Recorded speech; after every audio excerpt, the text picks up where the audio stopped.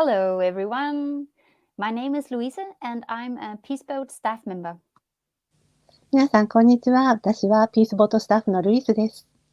I'm here today with Noriko to provide the interpretation support.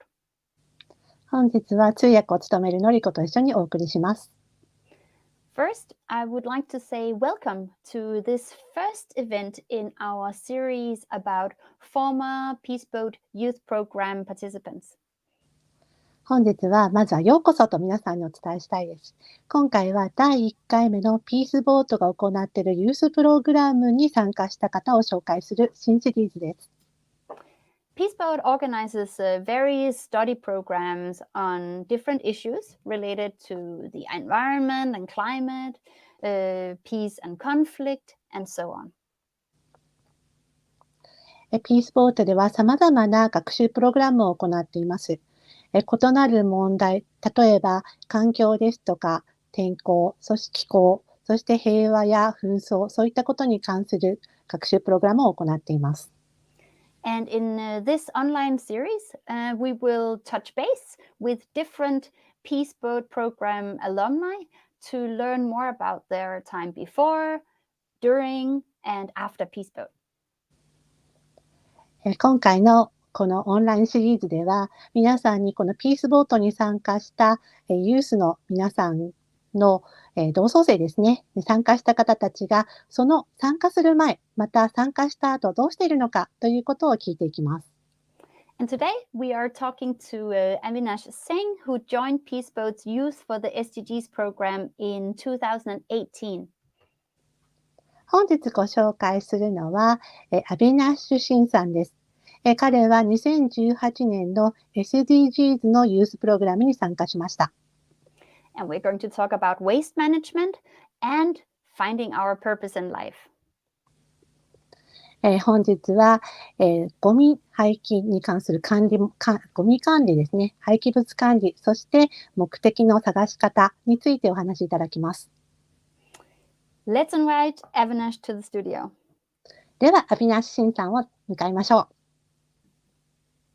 Hi, Avinash. Hi, Luis. Hi, Noriko. こんにちは。Konnichiwa. Thank you so much for joining us today. We are really excited about this new series. 本日は、お越しいただきありがとうございます。私たちはこの新しいシリーズが始まるのをとても楽しみにしています。It is my pleasure, Luis. I'm happy to talk to everyone today on this stage. こちらこそ光栄です。ありがとうございます。皆さんにお話しできることとても楽しみにしています。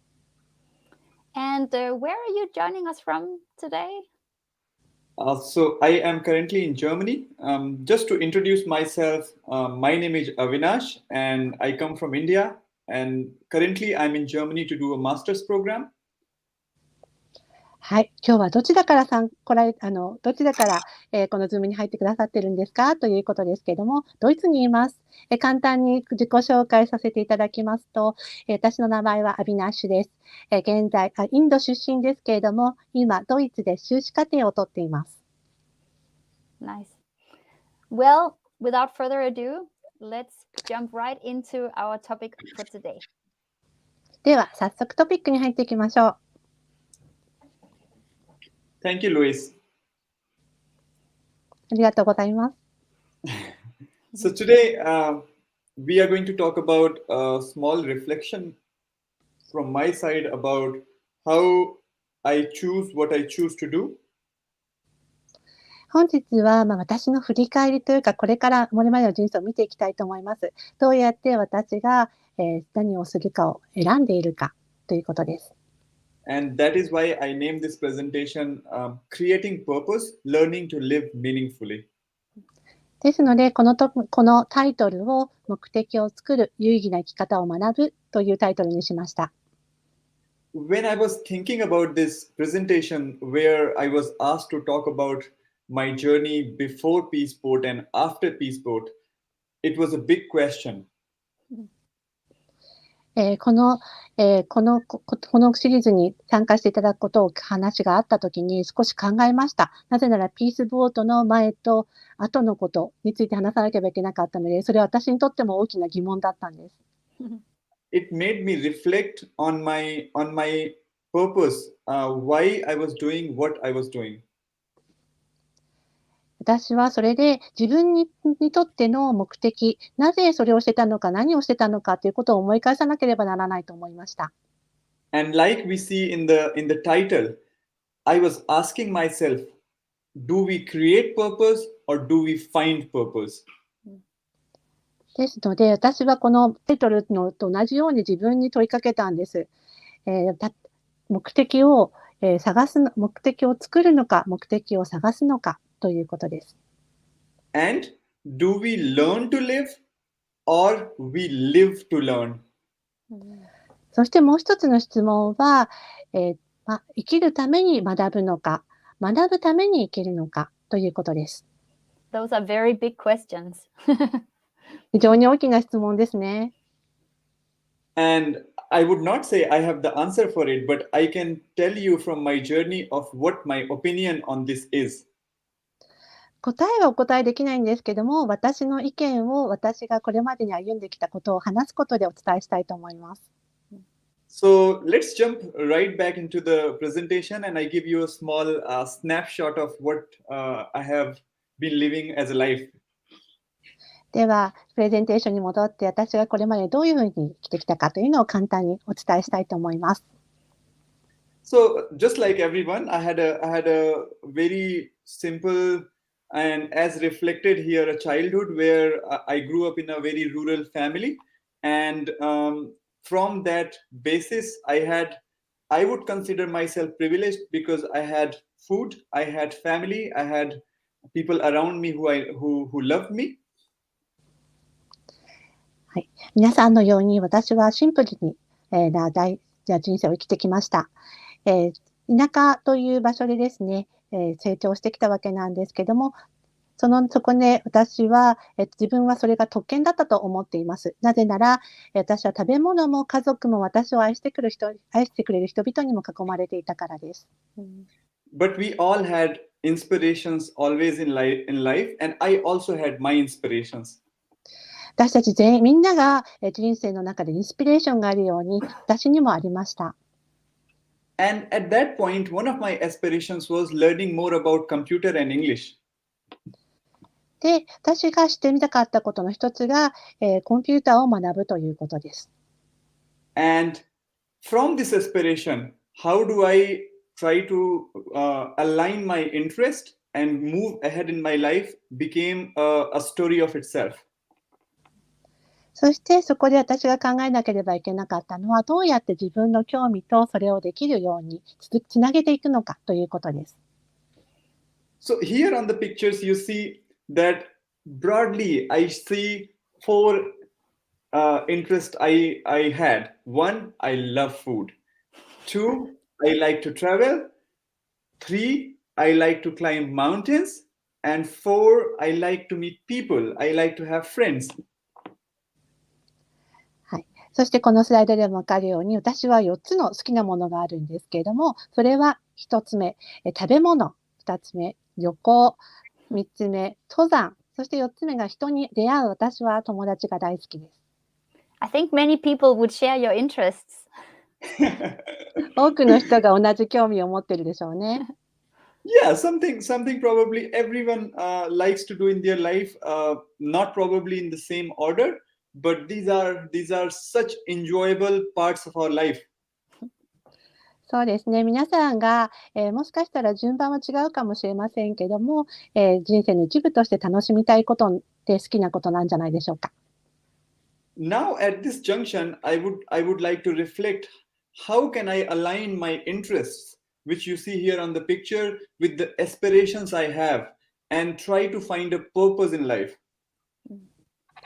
で、ここで私は自分の持っている興味をどうやってつなげて、一緒に合わせていくのかということなんですけども、自分の目的に対しての志すものがありました。And in this journey to learn more about computers and English, I started to volunteer a lot with nonprofits. 私はまずコンピューターと英語を学ぶために、たくさんボランティアを始めたんです。And why nonprofits? A big question is, why would one go to volunteer at nonprofits? ここで一つ疑問なのが、なぜ、非営利なのか、そして、なぜ多くの人たちがそこにいてボランティアをするのかということなんですけれども。For me, this specific nonprofit was a key interest because it was a place where I could align many of the things I want to learn, like learning English. There were a lot of international volunteers who were coming to volunteer, and so I found this place where I could express myself freely without being judged. 私の場合はですけれども、私の、特に興味のあることがここにあるからだったんですね。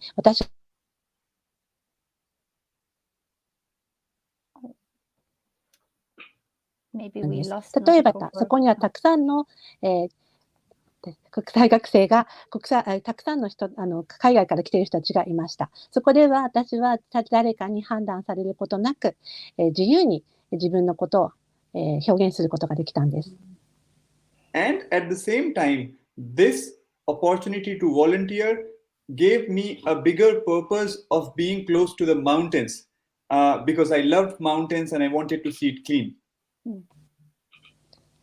そして同時に私にこのボランティアをすることで、さらに大きな目的につなげることができました。私は、山が大好きで、そして山の景色を楽しむことができたんです。And that is how I joined and my journey started.山を清掃することができたんです。And that is how my journey started with Waste Warriors, joining this very small group of people. これが私が Waste Warriors という小さな数名のですね、グループに加わるきっかけとなりました。It was a beautiful experience to work in the mountains with such a beautiful landscape and as well as people who shared similar interests. この活動をすることで私は大好きな山の中で働くことができて素晴らしい景色を楽しみながら同じ興味を持った人々と働くことができました。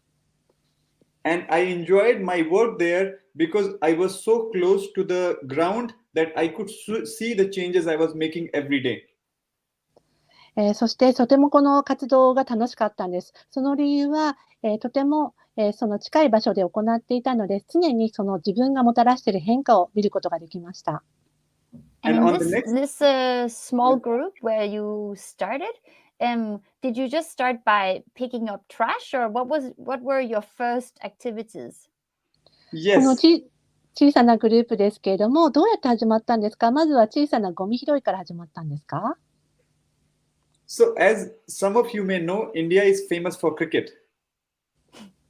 皆さんご存知の方もいるかもしれませんが、インドではクリケットが有名です。And I volunteered with Waste Warriors to clean the cricket stadium when the match happens, because we have a lot of waste when the cricket match happens.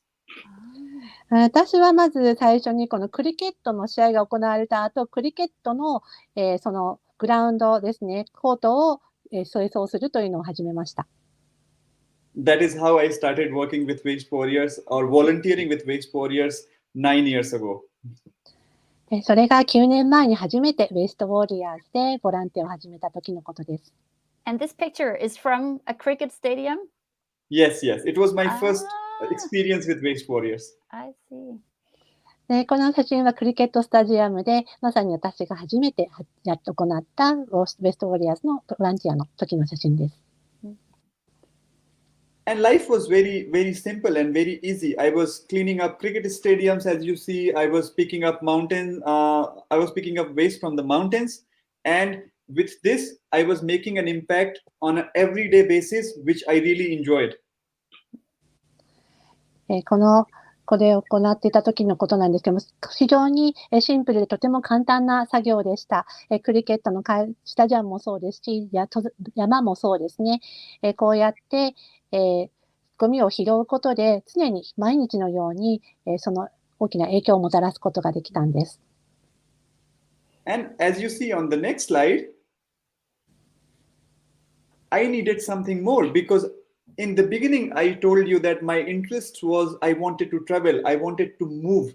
and this movement was an important part of my life.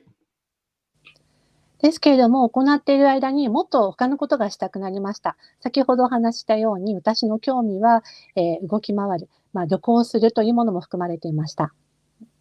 And then I started providing support and I started working with a company which helps people run long distance races in India. そして、そうする間に、他の企業を、他の活動をサポートするようになりました。これは長い距離を走るものです。When I worked with Globe Racers, I had an opportunity to travel to remote places, but at the same time, I got a chance to help people who had bigger dreams.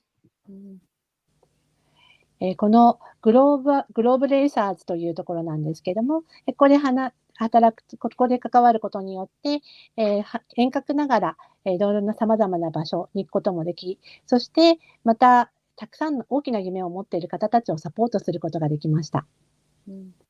Can you imagine people running more than 300 kilometers non-stop?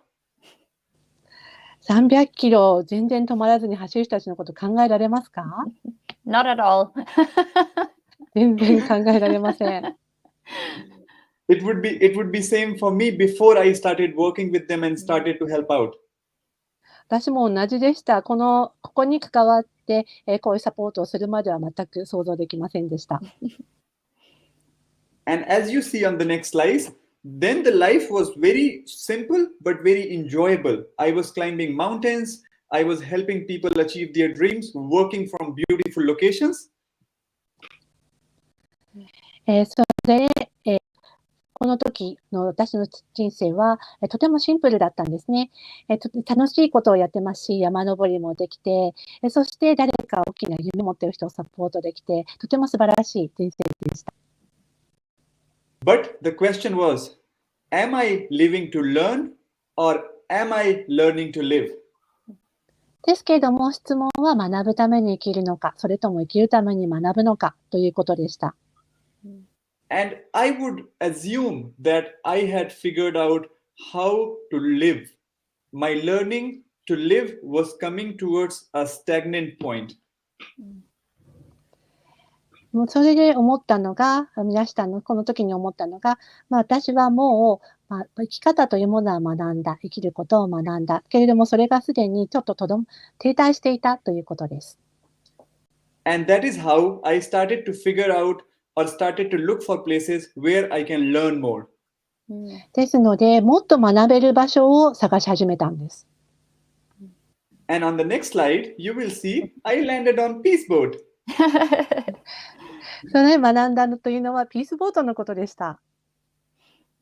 In 2018, I met this beautiful group of people who come from all walks of life and who do similar work. 2018年、世界中から集まった、様々な国から集まった人たちに、同じようなことに興味を持っている人たちに会うことができました。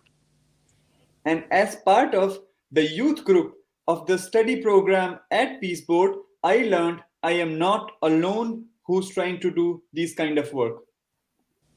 このユースプログラムですね、スタディプログラムに参加することで、こういったことをしている私は一人ぼっちではないということが分かったんです。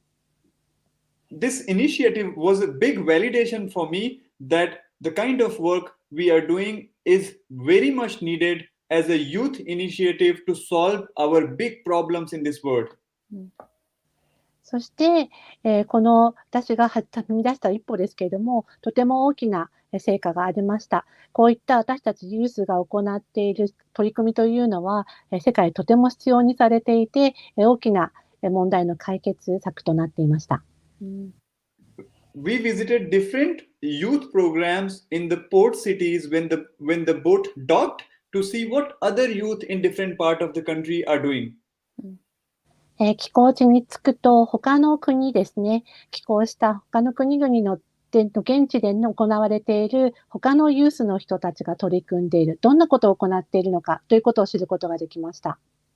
And this was a great example or reflection that for all the global problems we have, we need a local approach and local solution.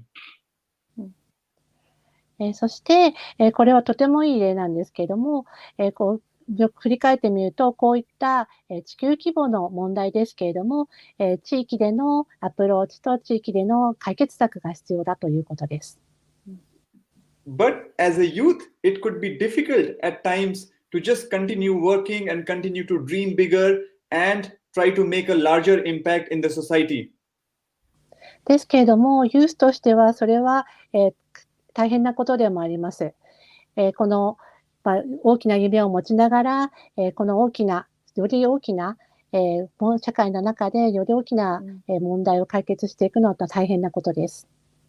And we miss out on experiences we want to have as young people. そして私たちは、若者としての経験も必要でした。And that is why Peace Boat also offers a lot of experiences when you are part of the program. And I got to see beautiful places in terms of mountains and forests as part of the port calls. ですので、ピースボートはそういったことを理解して、私たちにたくさんの経験をさせてくださいました。例えば、寄港地で行った時に素晴らしい山々、または森林、そういったところも訪れることができました。On the next slide, you will also see that I got an opportunity to talk about my work to the larger audience on the boat, which means I got to share what I was doing to people who could probably take this message forward. そしてこのスライドでご覧いただいて分かるように、私はたくさんの人たちの前で私が何をしてきたかという取り組みを話す機会があったんです。ということは、この私のメッセージをさらに誰かに伝えてくれる人に届けることができたということです。And actually, this is how I first got to know you, Avinash. This was actually listening to one of your presentations on the ship, and this was how I heard about Waste Warriors for the first time. 確かに、これが私が、アビナシさんのことを知ったきっかけでもありましたね。お話してくださった中の一つの講座を聞いて、Waste Warriors のこともそこで学びました。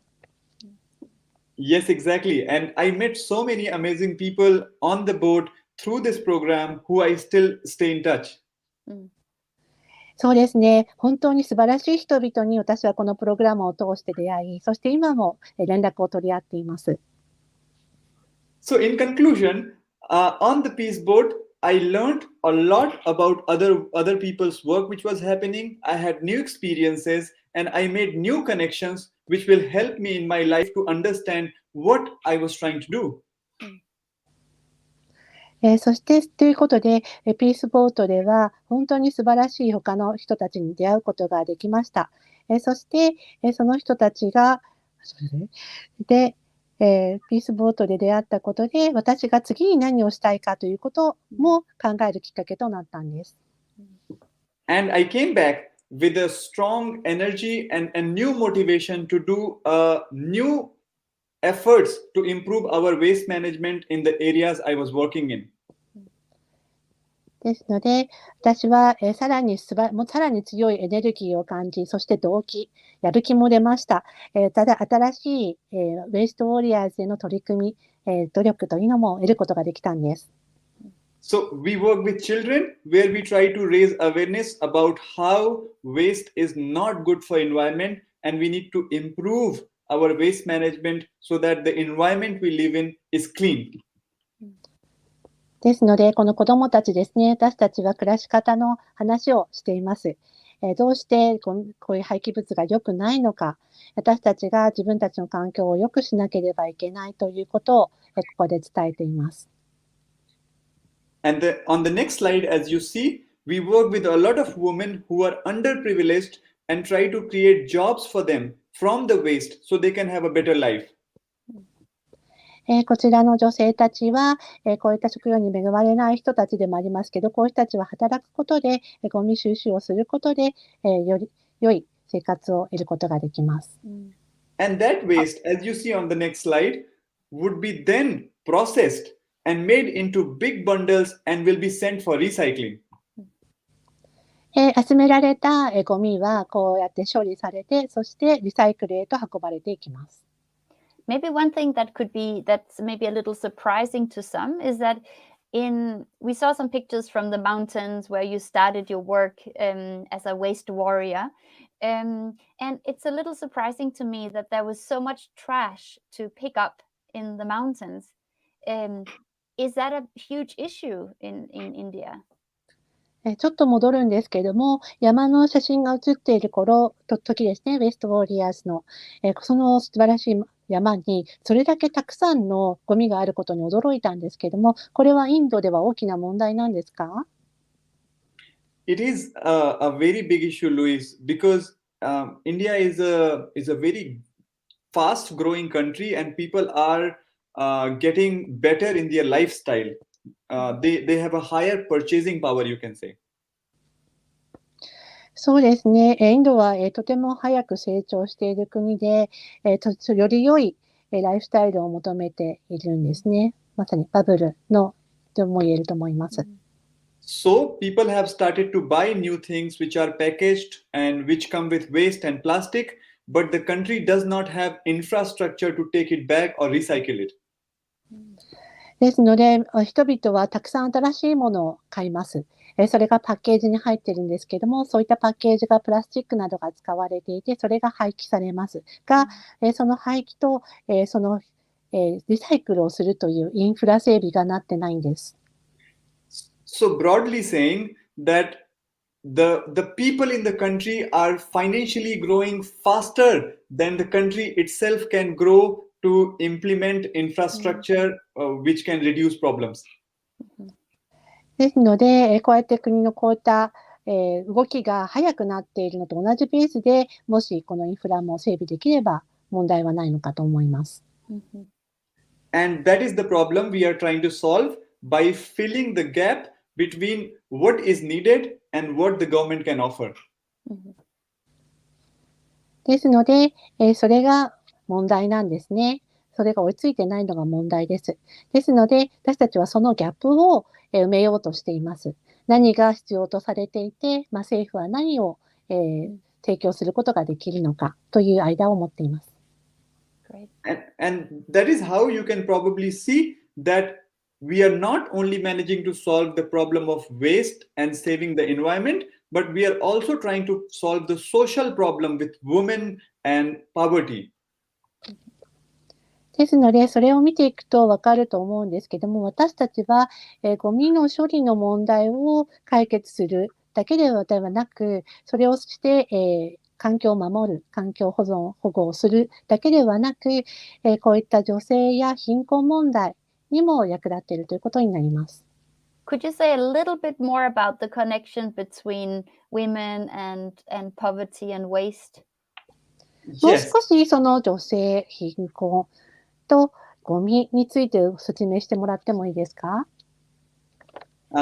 Yes, so basically, in India, the whole waste management is very much informal. It's not regulated, and a lot of people who do not have money or income try to work with waste so that they can sell it after picking to make some living.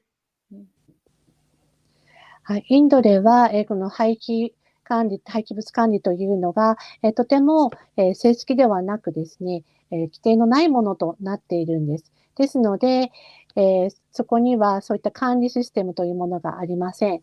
ですので、こういったゴミを拾うことで、収入を得ることができるということになっています。And in this journey, they leave their villages and come to the cities, start picking up waste, and get into the problem of the whole loan system where they take money from someone and never manage to return it because it's not enough to live and pay back loan. ですので、また他の問題なんですけども、例えば村とか町に来てこうやってゴミを拾うことをしながらローンを例えば、組むとします。ですけれども、そのローンを返すことはできないんですね。なぜなら、日々生活するのに十分なお金さえも、得られてないからです。So we try to train them and make them into small self-help groups so they can save their own money, have their own steady income from the job we offer, and by that way improve their families. ですので、私たちはそういうところもクリーンにしたいと思って、そのところに飛び込みたいと思っています。清掃しながら自分たちで自分を助けるセルフヘルププログラムというのをやることで、収入を一定化することで、家族が安定して暮らせることを目指しています。You can see some pictures here of how we also try to raise awareness, because if people are becoming more and more educated about saving environment, then the problem of waste would automatically reduce and a lot of problems will be gone. So in the next few pictures, you will see our awareness initiative. はい。こちらのスライドを見ていただくとわかるかもしれないんですけども、私たちはまた意識を高めるということも行っています。こういった環境などに対してある問題をもっともっと意識を高めて知ってもらうことで、環境についてすれば、ゴミが少なくなり、問題も少なくなっていくと思います。So here you can see that, yeah, it's a small art where we have used a lot of waste and try to tell people who come there in the mountains of how much waste they leave behind. こちらはアートで意識を高める活動をしていることなんですけども、ゴミでこういったアートを作ることでどれだけたくさんのゴミが出ているかということを知ってもらうことができます。And on the previous slide, you basically saw that how the Dalai Lama was basically asking people to say that recycling makes me happy. Come help us, come recycle. And because our mountains have a lot of Tibetan community and a lot of people come because of the tourist location, it connects the message.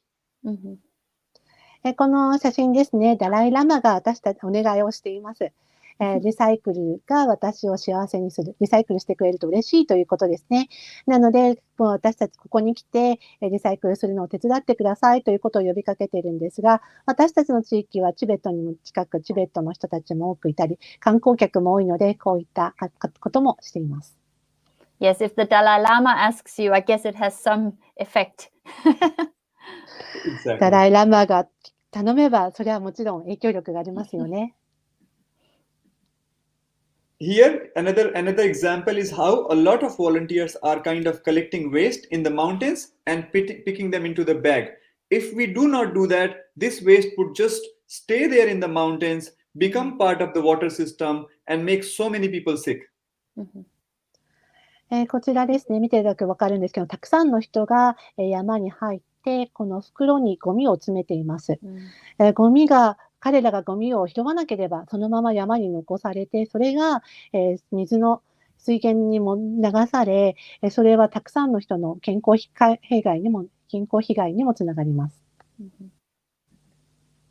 So, by all this program, we basically gave an identity to our people that we are waste warriors. We fight with the waste problem in our country, and together we can clean India. で、こういったことをすることで私たちは、このプログラムを通してみんなにアイデンティティを与えています。私たちがウェストウォーリアーであって、私たちはゴミと戦い、そしてこの国をきれいにしているということです。That's great. And this message gave us a lot of awards and rewards, as you see on the next slides.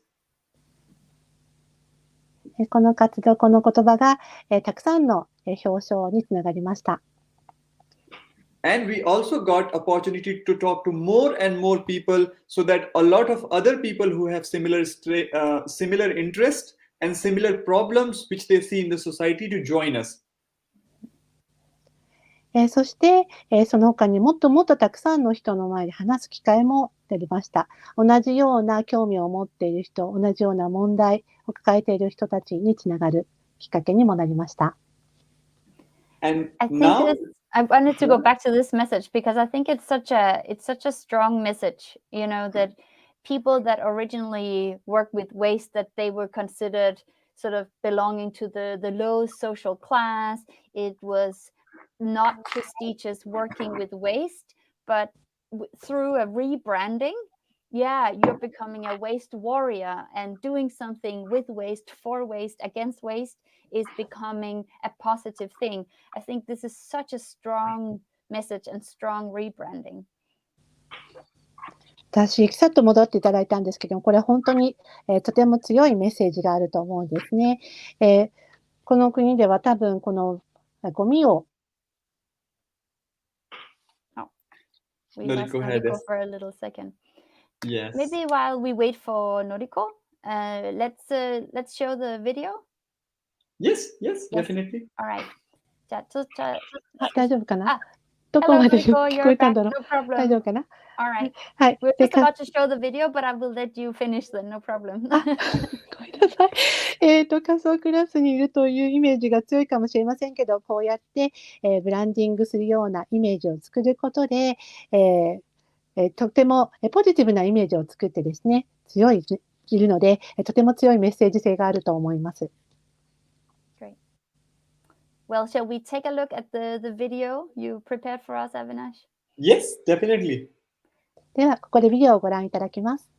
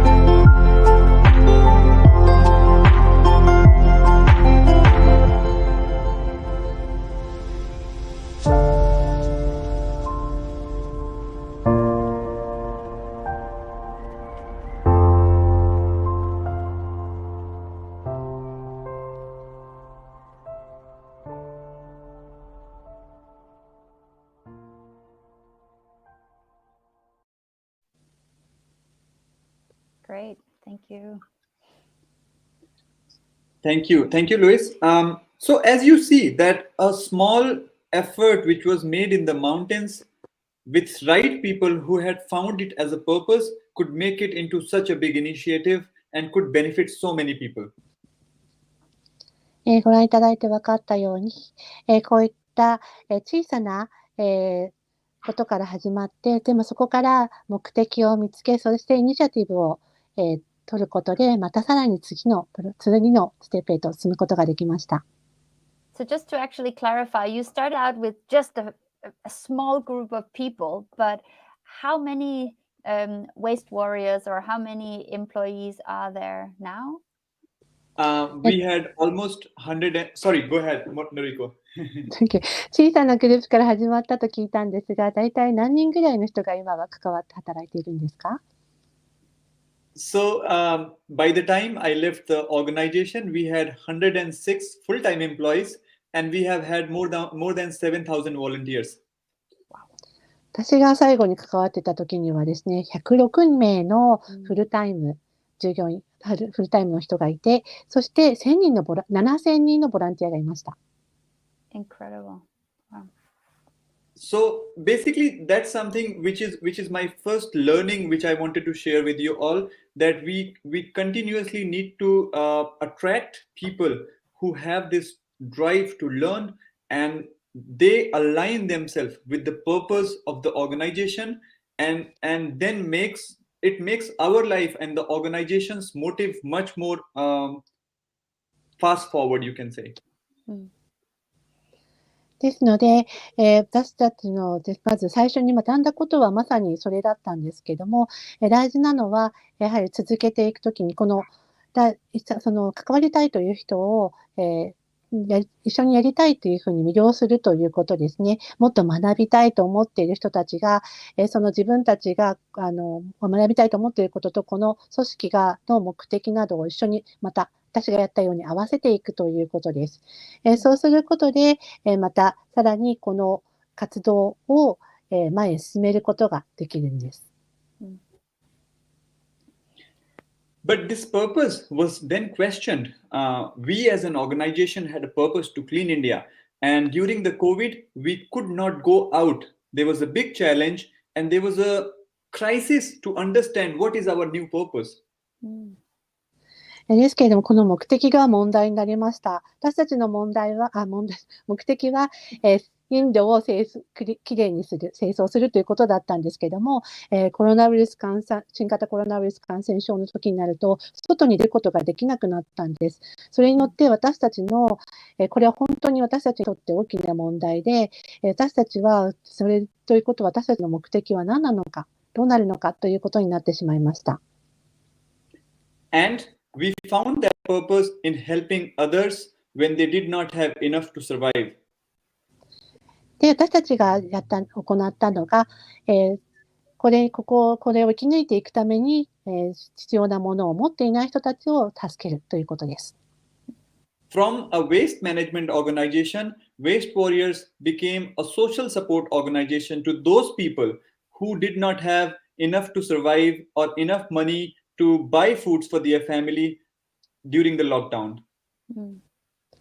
ですので、ウェイストウォリアーズは、こういった人たちを助ける人になりました。ですので、それまでは廃棄物管理だったんですけども、ここでウェイストウォリアーズは、社会の、システムの中で、こういった、十分な、食べ物、または、十分な何かを買うお金がない人たちを支えていくということです。And as you see on the next slide, we had basically turned this disaster and were trying to create fortune for our people out of it. 私たちはこの、災いですね。この感染症を、逆手にとって、福を、幸運を作っていく。要するに災いは福のよりどころというコンセプトで行いました。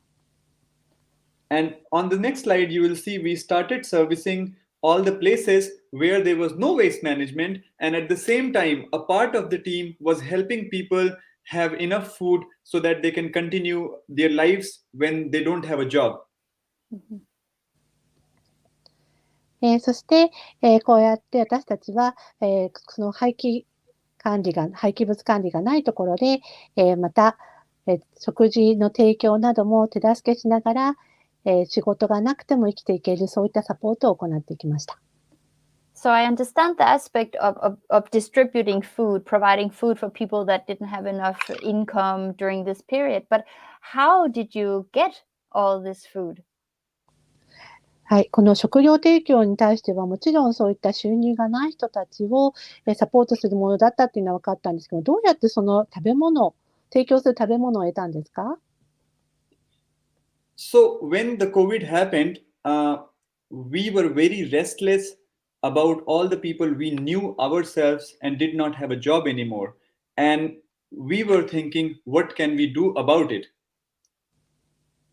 この新型コロナウイルス感染症が始まったとき、私たちはもう本当落ち着きませんでした。仕事がなくてどうなってしまうのかっていう心配もあったからなんですけども、それでどうしたらいいのかと考えていました。So we reached out to all our supporters, donors, funders, and friends and said that we want to help this community. Would you like to join? And many people came forward to help us buy the food. Some people gave us food who had shops, and people who had bakeries started giving us bread, and that's how we started this program, which became so big. Wow. そんな時に私たちはドナーの人とか、そして、金銭的に募金活動などお金を、提供する人たちに、助けを求めたんです。そしたら、たくさんの人が、賛同してくれました。そうすることによって、食料の提供もありまして、食料が買えるようにできるように、提供してくださった人もいました。So in 6 months' time, the country had become very organized in terms of its relief effort, and all the bigger organizations kind of started to build upon the grassroots work we already had done. And then it was the matter of money which was coming from the top, and we who already had the system in place could help people for a longer duration, which is now almost 2 years in the COVID. そうなってくると今度は、大きな組織が動き出し始めました。そんな時に、行っていた時に私たちは本当に草の根でですね、人々とつながってすでに活動していたんですけれども、お金はあまりなかったわけです。そして、そういった政府とかそういう大きな、組織はお金を持っていましたので、この私たちがすでにこの2年間ぐらい構築してきたこのシステムを使って、提供するということが可能になってきたんです。So you set up the infrastructure and you filled in a gap when no one was doing anything, and then after some time the government and other organizations could slowly take over more of this. ということは、インフラを作ったよう、整備したような感じですよね。まだ誰も何もしなかった頃に、その、ギャップを埋めるような活動をしていて、最初に、すでに活動していたところに、後から政府とか、あとは大きな、組織が来て、そういうところもやっていくようになったということでしょうか。Yes. The biggest challenge was the network of all these people who do not have any documentation, any track record, because they are informal. They are migrants from different places to the city. And because we worked with the waste, we knew these people, and it was much easier for us to gain their trust and start working with them. そうですね。とても難しかったのが、ネットワークというところですね。これは本当にとてもインフォーマルな形で行われてましたので、他の都市から動いてきたりしている人たちもいて、ちょっと様々な情報がわからない人たちもいたわけなんですけども、私たちはもうすでに知っていたので、そういった信頼関係で行われていたことも多かったんです。And this was the time when the question comes back again, which had come 3-4 years back, when I said, am I learning to live or am I living to learn?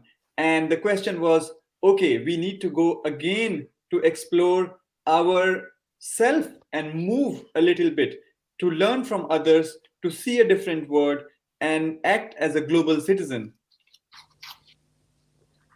はい。で、それが3、4年前なんですけれども、その時にまた私は先ほど最初の方に、紹介した質問ですね、をまた考えるようになりました。学ぶために生きているのか、生きるために学んでいるのか、学ぶために生きるのかっていうことですね。ここでまた私は自分がまたどこかに出て、経験しなければいけないと思いました。またそこで自分探しというか、そういう、旅が始まるわけなんです。そしてそれをまたもっとたくさん学ぶことで、様々な吸収したことを、地球市民として役立てていくということでした。And every time I move, it seems like I land in the ocean. Last time it was Peace Boat, and this time it was a beautiful small resort in the Maldives. そういうふうに私がどこかへ移動するとき、気がつくと海の中で学んでいるような気がします。最初はピースボートでした。その次に私が行ったのはモルディブのリゾート地です。And here, on this small resort in Maldives, I was a waste to wealth manager to ensure that the waste resort generates does not create negative impact for the ocean and for the country and for this earth. で、ここで私が取り組んだことなんですけれども、私のポジションとしては、このゴミですね、廃棄物の、管理者でした。このリゾート地で、ネガティブな、影響を与えないというのが私の業務です。このネガティブな影響というのは、海だけではなく国全体、の環境に、悪い影響を与えないようにというのが私の仕事でした。And the idea was very simple on the resort. We need to try to bring as less as possible waste on the island. And if it arrives on the island, it should not leave the island and be reused. アイディアとしては、シンプル、簡単だったんですね。リゾート地に、持ってくるゴミの量をとにかく少なくする。もし少なくても入ってきたゴミの元、ゴミが入ってきてしまったら、それはゴミとして廃棄せず、リユースですね、再利用するということです。So here you see the aluminum can which comes for the drinks to be crushed and made into new metal. On the next slide, you would see that it is being transformed into door fittings, small gifts, and similar objects which look so beautiful than how it was looking as a waste. その前の写真から、見れるんですけども、アルミ缶がですね、まずは潰されていって、別のメタル素材となります。それを形取って作られているのが小さなこの綺麗なお土産となります。So if I ask Luis, take your waste back from the island, Luis would be so unhappy. I pay you big money and you ask me to take my waste back. But if I give her this object and say, Luis, please take it back with you, you'll be happy to take it. もしルイスがこの質問されたら嫌だと思うんですね。ゴミを持ち帰ってくださいって言われたら多分嫌だと思います。リゾートから。だけれども、もしこういうお土産となった素敵なものを持って帰ってくださいって言われたら、それは嫌な気分じゃないんじゃないでしょうか。That's true. Somehow, if I go hiking or I go to the beach, yes, I bring back my own trash. But maybe if I go to a luxury resort, I do not expect to be asked to bring my trash home. That's very true. そうですね。私がハイキングとか、そういうビーチとか、そういうところに行った時にだと、ゴミを自分の家に持ち帰るというのは普通な気もするんですけども、こんな贅沢なリゾート地に行った時にそれを求められるとちょっと違いますもんね。Yes. Similarly, we have a lot of other processes. Here you see that the seafood comes into these styrofoams, and we use that to make bricks out of it. はい。これも同じようなことなんですけども、他の例ですね。ここではシーフードが発泡スチロールのようなものに入ってくるんですけども、それでこういったものを、ブロックを作ります。And on the next slide, you would see that we have a lot of coconuts on the island. And then we try to use all the parts of coconuts. From the husk, we try to make cocoa peat. From the fruit, we try to make coconut oil. はい。で、島にはたくさんのココナッツがあるんですね。このココナッツはすべて利用します。このココナッツの皮は、皮の中身の果皮の部分もすべて小さくして使いますし、もちろん中身はココナッツオイルとして利用します。And from the food waste, you would see that we make compost out of it, which can be used to grow food. そして食料廃棄物はコンポストにして、そして有機栽培に使えるように、土を作っていきます。And with all these processes, what we see on the resort is that how can we create a resort system, or how can we create an island which automatically survives with its own things. It can grow its own food, it can repair its own doors, or it can have its own oil.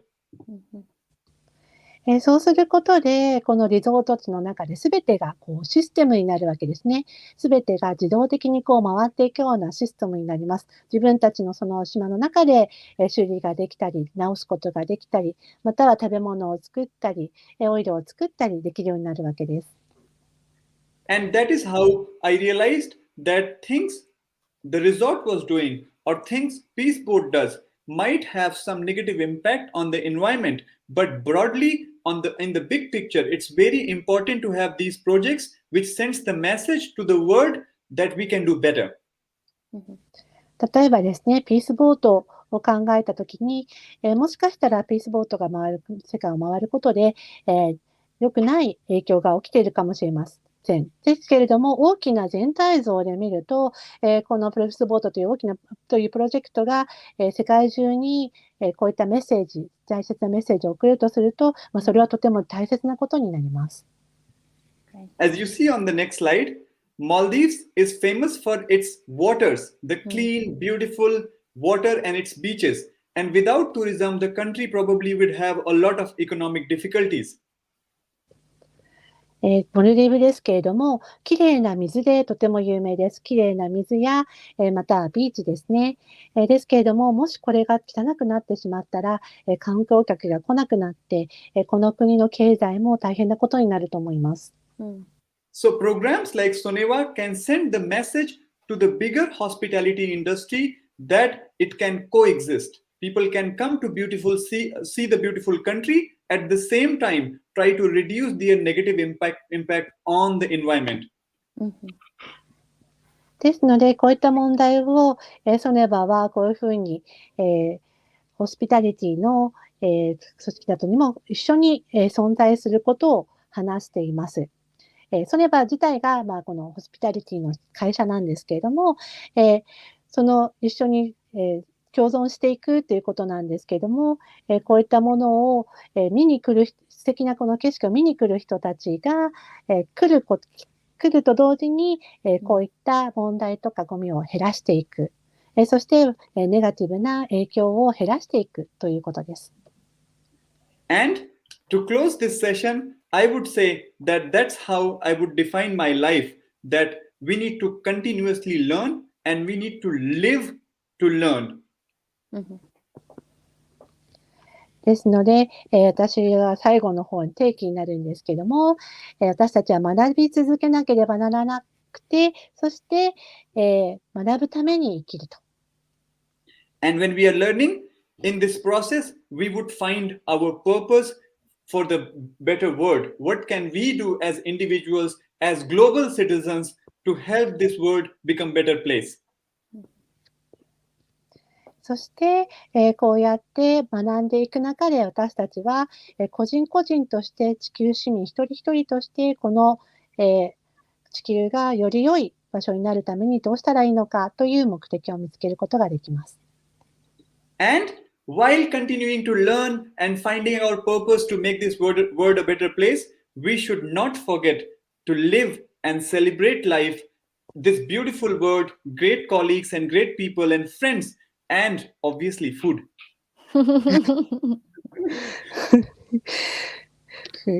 はい。そして、学び続けて、学ぶために生きて、そしてこのより素晴らしい世界にするために目的を見つけていくには、大事なのは、やはり人生を楽しみながら生きるということです。